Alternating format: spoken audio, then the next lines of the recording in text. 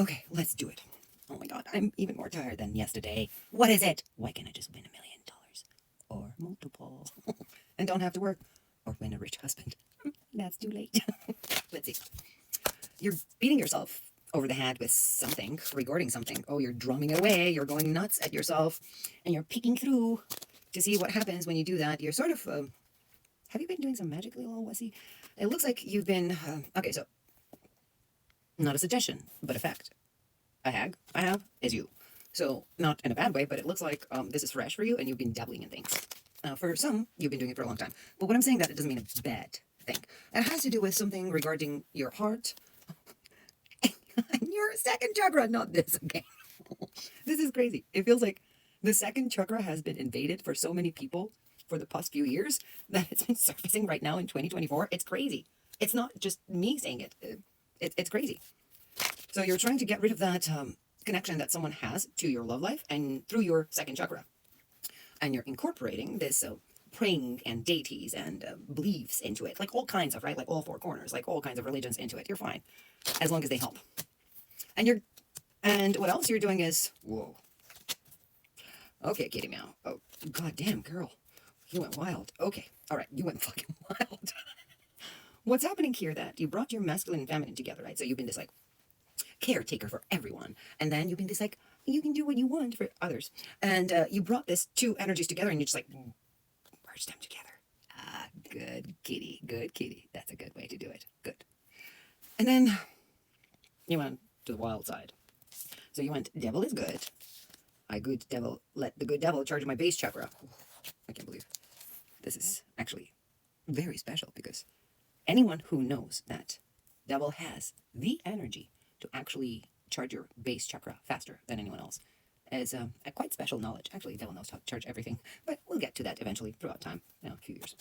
So what's happening here, you're indulging this lust with the devil, which is a good thing. It's fun. You feel like he cares for me. He's protecting me. I've been for God for all these years and these ages, but now devil is good too. So this is what you're comprehending. And then all of a sudden you start seeing devil in music, in nature, in bondage that you're experiencing, in letting go, in repetition, and cutting off things, and your silliness. So you're seeing the devil side and all of your traits, right? You have at the point become one with the devil. Now, oh my God, this is so much fun. What's going to happen now?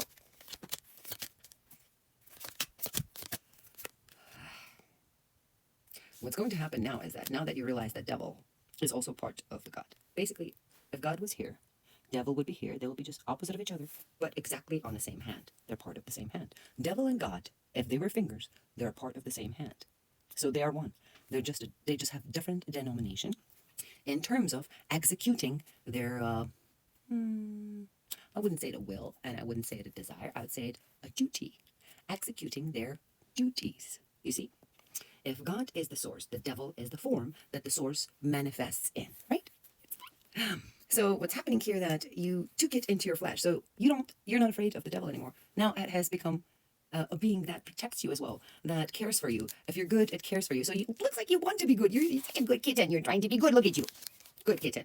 And you're trying to maintain this state of serenity where you're not angry at things. So if you get angry at things and you want to like chop it up into pieces, you stop yourself and you're like, okay, let's just go dive deep into on the waters and then see what's inside of us and then surface it up and then think about it and see what triggers us to go destroying things. You also start thinking about your state of sadomasochism. Nothing bad here for kinky people, but I'm talking about spirituality here and psychology, right? If you want to go fucking sadomasochist under your covers and blanket with your pee-pee and babuju, you can go nuts. But what I'm talking about here is mind. You don't want it there. So cards are telling me here that you had it there, and you're going to go at it, like you're going at it with a knife. You're cutting it out. You're like, that's where you are. I'm going to cut you off. And then it looks like you're coming full circle, and you're experiencing this deliverance, and this deliverance is happening by you basically cutting your head off. The part of your being that was preventing you, part of your mind that was preventing you from moving forward, right, into evolving beyond your limitations. I have a devil here again, and this devil is helping you. Also, who's helping you are your ancestors, right? Those who have passed. Your father, your grandmother, your grandfather, all that jazz. People who have passed. You literally have a connection to the netherworld, right? Which is, you have a connection you have an ability to how to connect to the beings who have transformed and passed to a different state of being, right? The dead, that we call. You're standing on them. Yes, it is a utopia, but you're the queen of it. So what I'm trying to say is that you have this gift, and you also have this gift, right? This is a gift. This is like innate gift. Like this is something that has been genetically encoded in your DNA from generation to generation. You're able to communicate with the spirits. You're able to see them in different forms, some in a dream, some in real life. It's all different for everyone, but you're able to communicate with them. You're also able to bend to shape the naughty little demons. And the reason for it is that you are like these with the devil. Your energy is connected to the light as well as to the dark. So think of yourself as something like Hecate would be, right? Hecate, goddess of witchcraft, right? She was the only one who could go between two worlds, right? She was the only one who was allowed to go into the underworld without even fucking asking if I could, and go in the upper world without asking the same thing. That's how she could save Persephone and bring her back to her mother. Read the story. It's fun.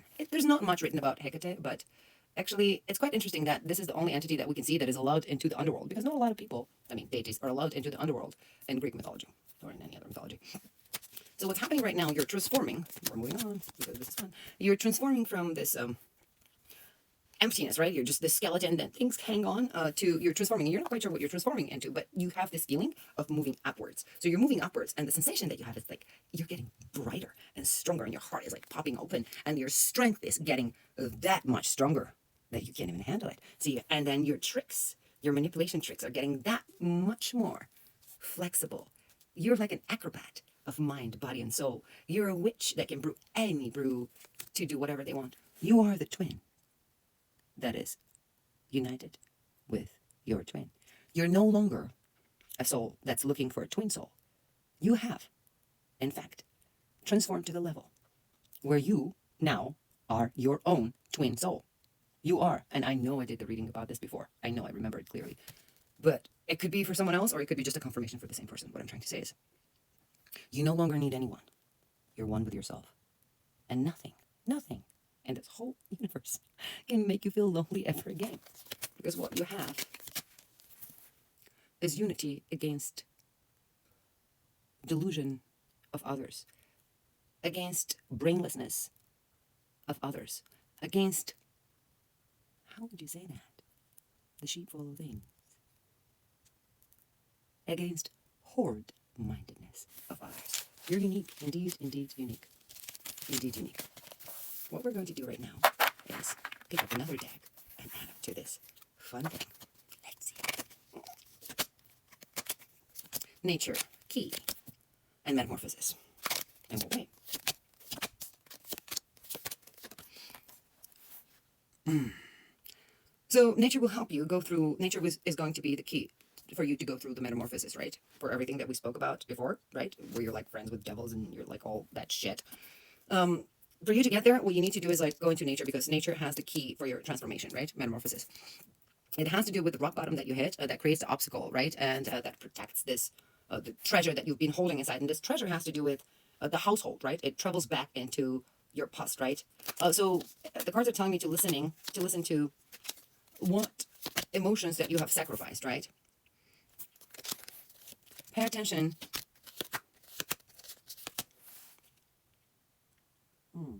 So there will be some kind, okay, so we're moving to a different direction right now. So there will be some kind of rescue movement for you. So someone will come in to help you. And it will have to do with the moon cycle, right? I don't know what 22 has to do with anything, but whoever resonates with 22, that's the number. The moon cycles. So it has to do with the solitude of the child, right? The childhood solitude. And the details relating to this. So it has to do with childhood trauma again. And it looks like you've been praying to come to life, right? Because you're trying to keep connected to your roots, to your family, right? To your ancestor, to your family. The problem is that when you are trying to do that, you're keeping in a standstill. The flow stops. So this energy inside of you is set on fire. And